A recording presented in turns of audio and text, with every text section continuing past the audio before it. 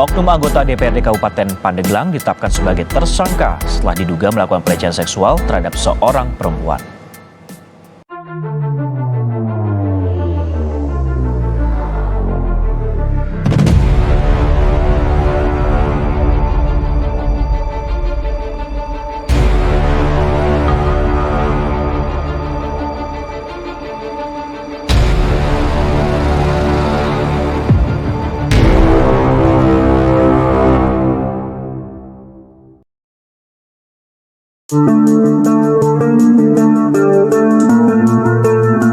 Wow, Nasdem sibuk naikkan elektabilitas. Kadernya di Pandeglang malah melakukan pencabulan. Ditulis oleh Ferry Fadli. Segala sesuatu itu memang ada resikonya, termasuk mengusung capres yang dikenal suka memainkan politik identitas juga beresiko. Hal inilah yang dirasakan oleh Nasdem saat ini. Elektabilitas auto turun pasca mendeklarasikan dukungan kepada Anies untuk Pilpres 2024. Tidak tanggung-tanggung, 4 lembaga survei sekaligus yang menyebut elektabilitas Nasdem itu turun, yaitu Litbang Kompas, SMRC, LSI Deni CA, dan Indeksat. Litbang Kompas menyebut elektabilitas Nasdem tersisa hanya 4,3% saja. Sehingga partai yang dikenal dengan slogan Restorasi Indonesia itu dikategorikan sebagai partai papan menengah ke bawah. SMRC mengatakan elektabilitas Nasdem tinggal 5,4% lagi, di bawah Partai Demokrat dan PKS. Sedangkan berdasarkan hasil survei LSI Deni CA, elektabilitas Nasdem sudah di bawah ambang batas parliamentary threshold, yaitu 3,9%. Ngeri. Sementara lembaga survei Indeksat menyebut elektabilitas Nasdem hanya 2,1% saja. Atau tepatnya setingkat di bawah Partai Demokrat dan satu tingkat di atas P3. Biar dah jika begini ceritanya. Dan kalau cuma satu saja lembaga survei yang mengatakan elektabilitas Nasdem anjlok, sementara lembaga survei yang lain menyebut meningkat, bolehlah curiga. Lembaga survei itu bayaran. Tapi yang ini 4 sekaligus, bro. Itu menandakan apa? Elektabilitas Nasdem memang turun beneran. Dan turunnya tidak hanya sekedar turun, tapi terjun bebas di bawah 4%. Hal inilah yang kemudian membuat Nasdem berjuang mati-matian meraih simpati dari para pendukung Anies. Atas apa yang dilakukan oleh partai besutan Om Brewok Surya Paloh itu agar tidak menjadi partai gurem, tampil seolah-olah menjadi pahlawan bagi Anies. Dengan begitu, diharapkan para pendukung mantan gubernur DKI tersebut berbelas kasihan kepada Nasdem, sehingga mereka yang awalnya mendukung PKS, mendukung Partai Demokrat, dan mendukung Gerindra berbondong-bondong pindah haluan mendukung Nasdem. Jadi jangan dikira PKS, Nasdem, dan Partai Demokrat sering bertemu itu mereka bersahabat atau kompak. Tapi ketiga partai ini sebenarnya bersaing keras berebut suara dari kelompok oposisi. Berikut beberapa hal yang dilakukan oleh Nasdem dalam rangka seolah-olah menjadi pahlawan bagi Anies itu. Pertama, memfasilitasi Anies melakukan safari politik ke berbagai daerah di Indonesia. Memang kalau diperhatikan raja licik si Anies ini.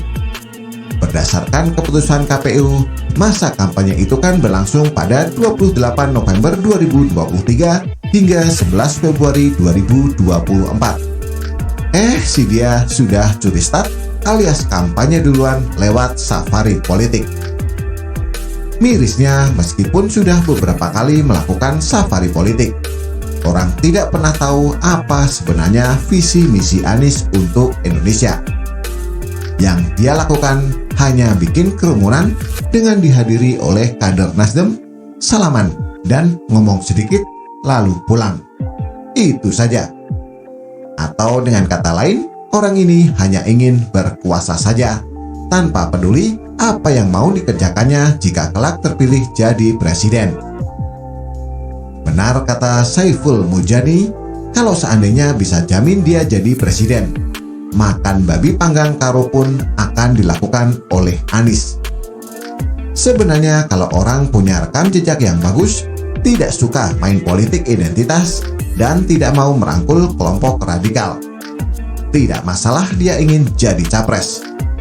Lah yang ingin ngerjakan program rumah DP 0 saja nggak becus, pengen jadi presiden.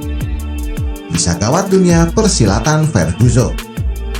Kedua, yang dilakukan oleh Nasdem adalah mengkampanyekan Anies secara tidak langsung lewat Metro TV. Kemudian akun Twitter Partai Nasdem, @Nasdem juga kerap meretweet cuitan Anies. Hanya saja memang selalu ada saja hal yang memusingkan kepala. Di saat Nasdem berjuang meningkatkan elektabilitas diri sendiri lewat seolah memperjuangkan Anies, kadernya di Pandeglang malah sibuk melakukan pencabulan. Diketahui anak buah Surya Paloh yang nggak ada akhlak itu bernama Yangto. Mirisnya, Yangto ini juga tercatat sebagai anggota DPRD Pandeglang. Di saat anggota DPRD lain memperjuangkan aspirasi masyarakat di parlemen, si dia malah menjadi pelaku pencabulan. Inikah yang disebut oleh Mansur S. pagar makan tanaman itu? Tak pelak, karena ulahnya tersebut, Yangto ditetapkan sebagai tersangka oleh Polres Pandeglang. Bahwa benar kami dari Satuan Reskrim Polres Pandeglang pada saat ini sedang menangani perkara dugaan tindakan pelecehan sebagaimana dimaksud dalam pasal 289 atau 81 KUHP, yang dimana korban ini merupakan seorang mahasiswi di Pandeglang dan menjadi terduga pelakunya ataupun terlapornya adalah seorang oknum anggota dewan di DPRD Kabupaten. Dengan hasil gelar perkara terhadap perkara tersebut berdasarkan saksi-saksi, surat keterangan ahli, dan bukti petunjuk, serta barang bukti yang diduga sebagai tindak pidana, dapat dipersangkakan terhadap saudara Y sebagai tersangka, ujar Kasat Reskrim Polres Pandeglang AKP Silton dengan nada tegas. Pertanyaannya, apakah kasus yang menjerat kader Nasdem ini diberitakan oleh Metro TV?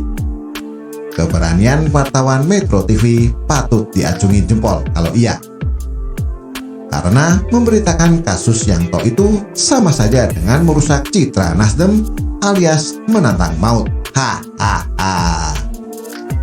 Bukannya minta maaf, mengundurkan diri dari anggota dewan seperti yang pernah dilakukan oleh Arifinto PKS, anggota DPRD fraksi Nasdem itu malah marah besar kepada polisi dan tidak terima ditetapkan sebagai tersangka.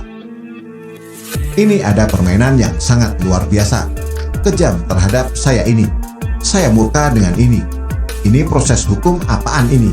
Saya tidak terima, ujar Yangto dengan nada seperti tanpa bersalah. Ia pun berniat mengajukan gugatan pra peradilan.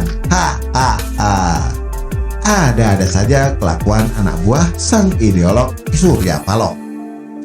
Ini ada pesan sedikit dari netizen untuk Nasdem dan Bang Surya, yaitu restorasi dulu kadermu sebelum merestorasi Indonesia. Bagaimana menurut Anda? Silahkan tulis komentar di bawah.